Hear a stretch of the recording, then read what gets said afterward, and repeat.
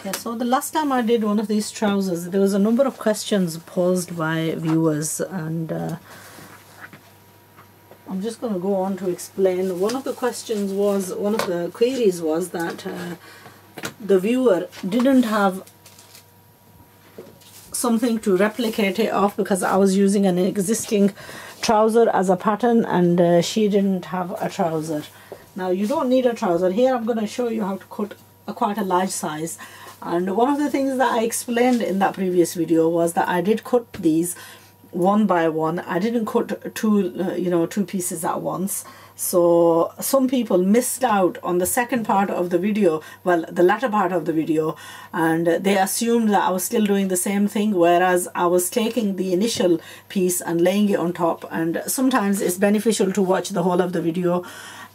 People jump through the video and then still make the comments, and I think it's worthwhile to watch the video and develop your understanding first of exactly what I'm doing before putting a critical view forward. Right, okay, so like now I'm spontaneous. I don't I think many of the members will be aware that I don't follow patterns, or I don't follow strict methods of doing things, and I do have my own way of doing things, and luckily it all works out perfectly fine. So if your understanding isn't there, it's not because the method doesn't work. The method does work because I've tried and tested it, and many of the times you actually see me wearing, the garment. Now there was another query that somebody put forward, that this piece over here is on a bias, and if you look at a salwar in general, the salwar's inner leg seam is on a bias. So this is no different. The stretch is there on a salwar as the stretch is here on this pajama type of trouser. So any of those questions, there is an easy. Now this is going to be a large size. So first of all, I've just taken this and I've turned it over, but the top side is going to be the inner leg on the front side, and the fabric that's underneath where I've folded it, that's the back of the inner leg. Okay, so that's understandable. And then here, where the fabric is folded on an angle and the fabric that's left on top, is the difference between the front waist part being lower and the back, what would this part be called? Arch of your back? Yeah, arch of your back at the back of the, that's going to be, obviously you need it longer to accommodate the buttock area. I'm trying to choose my words carefully here so they're not offensive, and it's not always easy to do that when you're on camera as well, because you're doing two things. One, you're trying to concentrate on the work, and then you're trying to concentrate on your words as well. So right, length we're gonna do first, and we're just gonna mark it out. So I've got to keep in mind the turning point at the top and the turning point at the bottom. So I'm going to make this about 45 inches from the top.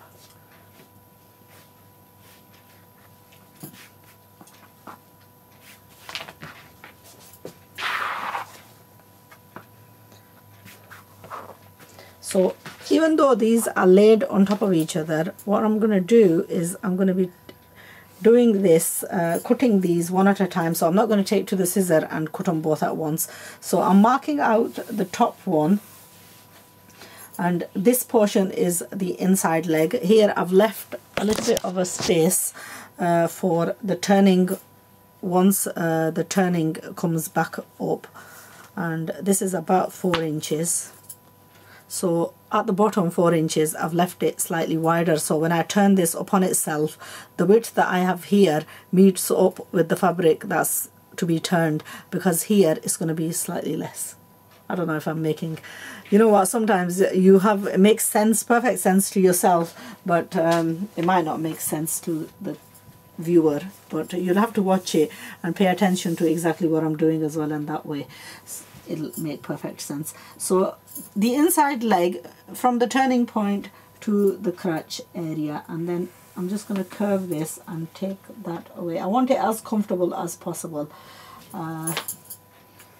So that's the front crotch, and the length of the front crotch here is about 12 inches.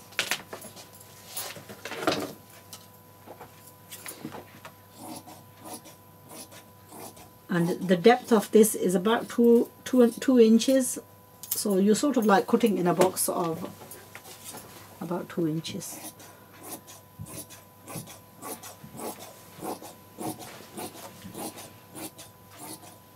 So I know there's a lot of heavy big ladies as well watching, and that really just gives you, this is the width of the fabric, a normal fabric which is 1¼ yards. And if for lengthwise you don't have enough fabric, then you know this additional piece from the turning of the bottom can be added as an extension. So if you think you're struggling with the length of your fabric, then don't worry. This 4 inches that I've left as an extra allowance, you can add this as just like you do to the salwar. So don't worry about that. Now the back, we're going to use the outer line just as a sample, but we up towards the crotch we're just going to go in deeper.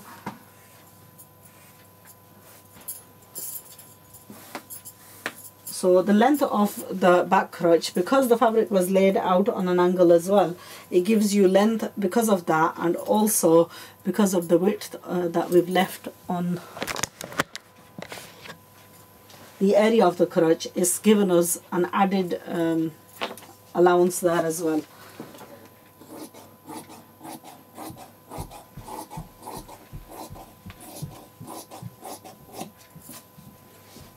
And the emphasis here is pure comfort, because the trouser is going to be worn by a fairly long tunic, so it's not, we're not looking for like a fitted trouser, we're looking for a comfort trouser that will, so if I lay this open, this is what it looks like. And the one side is slightly more angled, the back side is more angled than the front side. So this is just one leg, because what we're going to do is take the one leg and then replicate on the second one. So the second one, your fabric that's left over, just lay it out flat and then place your existing cutout piece .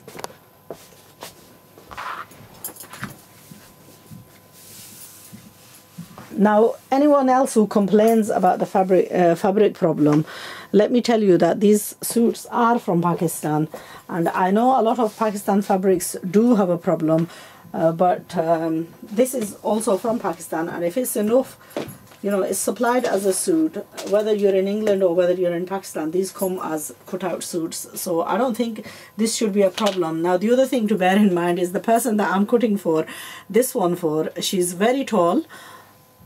How tall are you? 5'9". 5'9", and I think a majority of our Asian ladies are not that tall. So I shouldn't really have, you know, I don't really want to hear complaints of that fabric is not enough, because that's not true. I think you will have more than adequate fabric. It's just the way you're cutting, and try and take heed of exactly what I'm doing, and that way hopefully you won't have a problem. Sometimes you do, you know, we cut in haste and we actually don't want to waste the extra time and effort, because, you know, sometimes we just fold the fabric in double and want to do it very quickly, and that's one of the reasons why we have the problem in the first place, because we were in such a haste to cut it, we didn't pay attention to, and majority of time people who sew for people tend to do that. You know, you take your clothes to a tailor and he will look at the fabric and he will tell you straight that, I'm sorry, the fabric's not enough. And that's in his interest to do that, because obviously he's doing the sewing for a living, and wasting so much time on laying the fabric and messing around with it, it's easier for him to just turn around and say, well, you haven't got enough fabric. because for him time is money, and this is where, you know, a person's own speciality comes in. So if a tailor has turned you down and said, you know, I'm sorry, this fabric's not enough, then it's in your own interest to learn and to make it out of that fabric, and to prove him wrong, really. And you would have killed 2 birds with 1 stone by doing that, because you would save the tailoring bills, you would have the garment of satisfaction, make it yourself, and next time you buy the suits, you will not have that fear that the fabric's not enough. No matter how much the fabric is, you'll be able to know exactly what to do and how to go about making it.